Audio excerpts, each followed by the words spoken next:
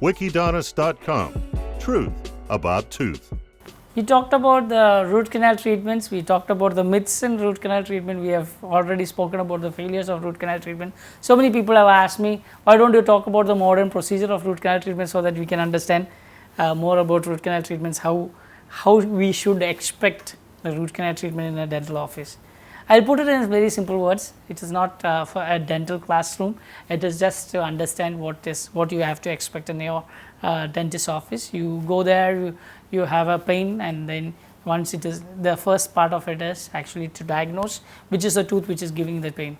I have people who have come from so many places. They tell that, okay, root canal treatment, I have a pain in the root canal treated tooth, and then when we take an X-ray, it is usually from the next tooth or the sometimes even from the opposite side of the root canal treated tooth. So, so it is not, it is very important that we understand which is the tooth which is giving the pain, which is the tooth which is infected, and then how it is done.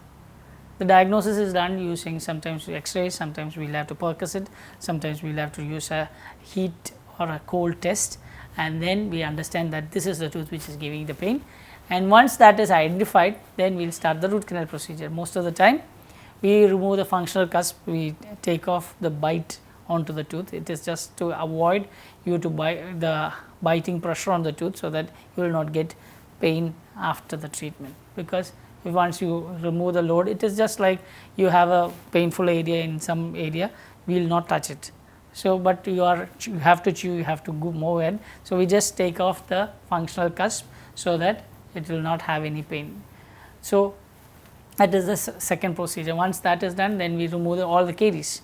What is a caries or the decay? We will, whatever decay or the reason for the root canal treatment, we will remove that, we will clean it up, and once that is done, then the fourth part is actually the access cavity.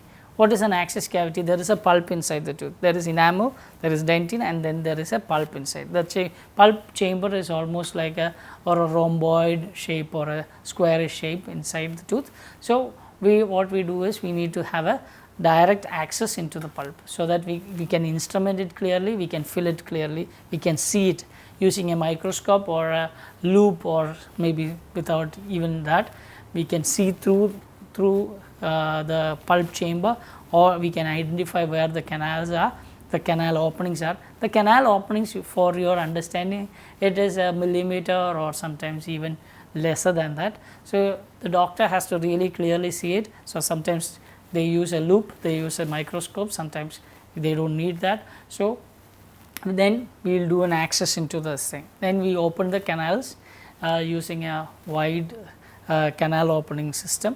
There are different systems, I will not be speaking on that, but we will widen the canals a little bit, so that we will get access into the canals. Then we clear out the canals, go till the tip using rotary endodontic materials. Why I am talking about rotary is because that is the modern way of doing it. Before it was used by hands, but now we use a rotary file or a vibrating file, so that it can go and clear up the whole space much more effectively, rather than using your own hand to do that. So, we clear it up and we widen the canal, so that the filling material can be placed. More than that, we clear up all the debris which is there inside, all the bacteria, all the organic material which is inside has to be cleared out using chemical methods and mechanical methods. So, we use different types of mechanical devices, computer assisted mechanical devices, sometimes we use laser to kill all the bacteria. All those things has to be used and to disinfect and to mechanically prepare the canal, so that we can put a proper we can place a proper filling inside the canal. Once this is done, and once it is verified by the X-rays, and then we go for the second part, the third part of it, or the last part of it, that is the obturation or the filling of the canals, in the intricate canals and things like that, using a gutta percha or a material which is actually very safe to be used inside the thing, which is biocompatible. So, once that is done, it will hermetically seal, or it will seal off all the bacteria which can come from the retrograde or from the inside of the canal itself or from outside. So, once that is clearly done, then we do a core buildup or the access what I have done is actually has to be filled.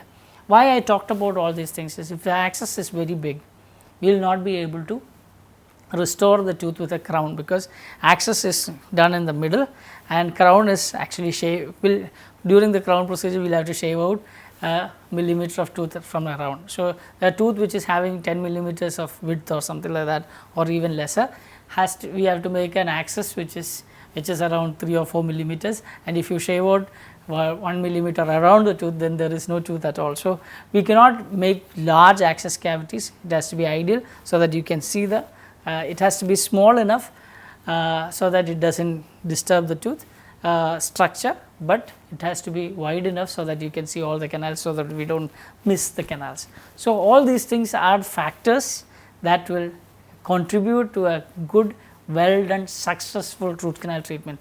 Once it is successfully done and once it is been restored back to the proper strength using core buildup or using our post and core if at all required, or even sometimes or most of the time we will have to do a crown.